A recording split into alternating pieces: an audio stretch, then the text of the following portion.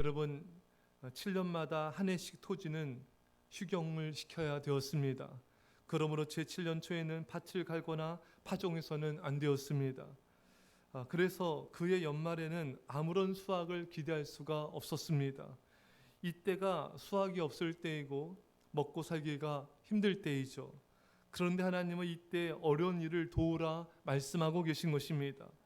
7년째 수확이 없을 때 저절로 땅에서 산출된 그 수확들은 그날 벌어 그날 먹고 살아가는 이런 힘든 사람들이 먹도록 거둬들이지 말라는 것입니다.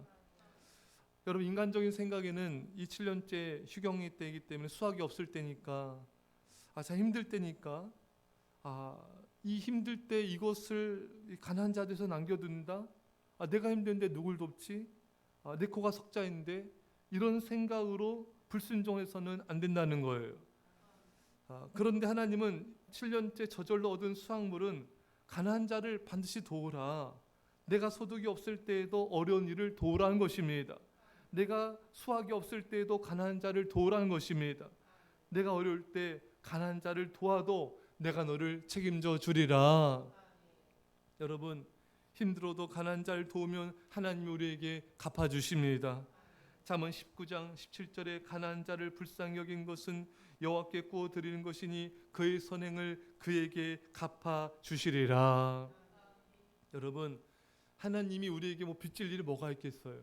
그렇잖아요. 여러분, 하나님 모든 게 있으신데, 근데 우리가 어려운 자를 도우면은 내가 너한테 꽂다 이거예요. 그럼 하나님 갚아주시지 않습니까? 근데 그냥 갚아주십니까? 넘치도록, 누르고 흔들어 넘치도록 우리에게 갚아주신 것입니다.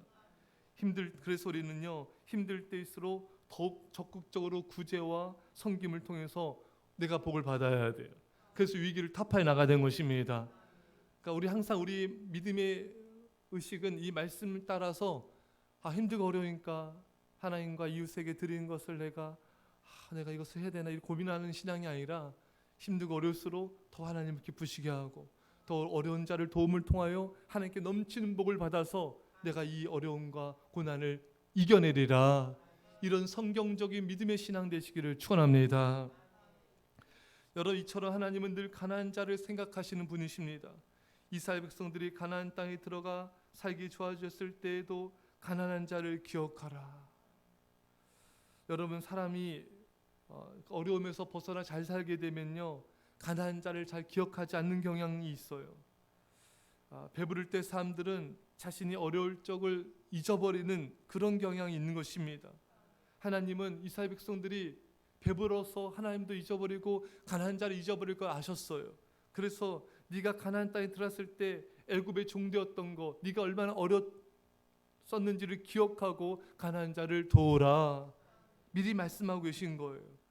하나님의 세심한 사랑의 배려는 여기서 끝나지 않습니다. 전 참 감동을 받았어요.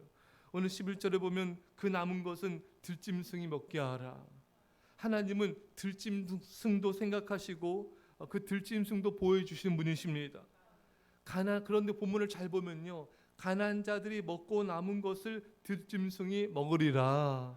자, 그렇다면 여러분, 가난한 자들은요, 자신들이 먹을 때 가난하니까 난 막 먹어야 돼 이게 아니라, 가난한 자들도 먹을 때 들짐승을 생각하면서 먹으라는 거예요.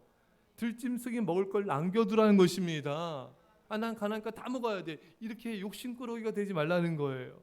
이런 들짐승을 생각하면서 그렇게 먹고 그렇게 그들을 들짐승도 생각해 주어라.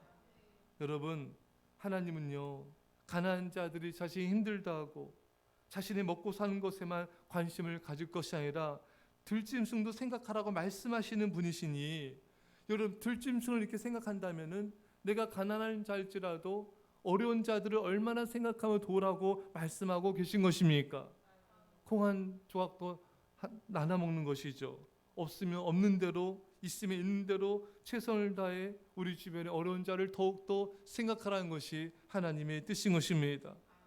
자신이 먹고 사는데 바쁘고 힘들면 다른 누군가를 생각하지 않는 경향이 있는데, 하나님은 거듭거듭 말씀하시고 계십니다. 어렵고 힘들어도 들짐승을 생각해 주어라. 어렵고 힘들어도 너 주변에 어려운 이들을 돌봐 주어라. 그리고 성도들과 나누는 삶을 살아가라. 오늘 12절에 일곱째 날에는 쉬라. 하나님 일곱째 날에 안식하셨기 때문에 너희들도 쉬라는 것입니다. 근데 뭐라 말씀하고 계시냐면요, 12절입니다. 시작. 너는 엿새 동안에 내 일을 하고 일곱째 날에는 쉬라. 내 소와 나귀가 쉴 것이며 내 여종의 자식과 나그네도 숨을 돌리리라. 아멘. 네가 쉬어야지 소와 나귀도 쉴 것이 아니냐. 일하는 짐승들도 쉬게 하라는 거예요.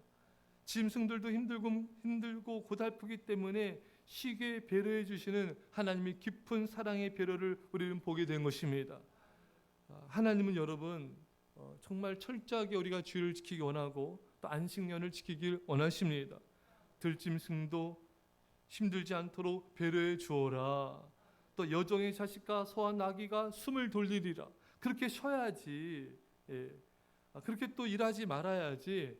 또 이런 일하는 여종의 자식과 소와 나귀도 숨을 쉴 수 있지 않겠냐. 그들이 쉬지 않고 계속 일하게 되면 힘들어 견딜 수가 없게 된다.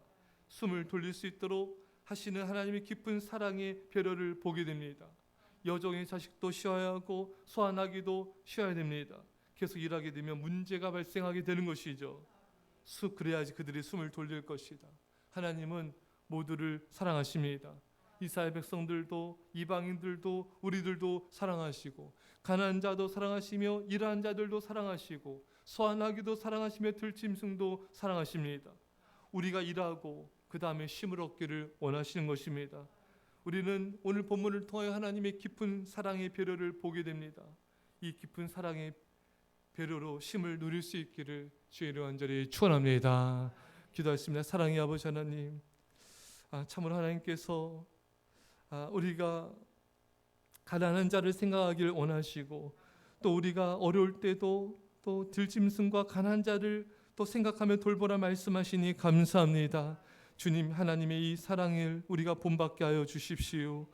그래서 우리 주변에 있는 또 우리 많은 성도들도 또 우리를 통하여서 또 저들도 사랑을 베품을 나눔을 얻게 하시고 우리 주변의 모든 사람들이 우리의 헌신과 사랑의 섬김을 통하여 또한 쉼을 얻게 하여 주옵소서. 사랑을 베푸는 자로 우리 세우심을 감사드리며 예수님의 이름으로 기도합나이다. 아멘.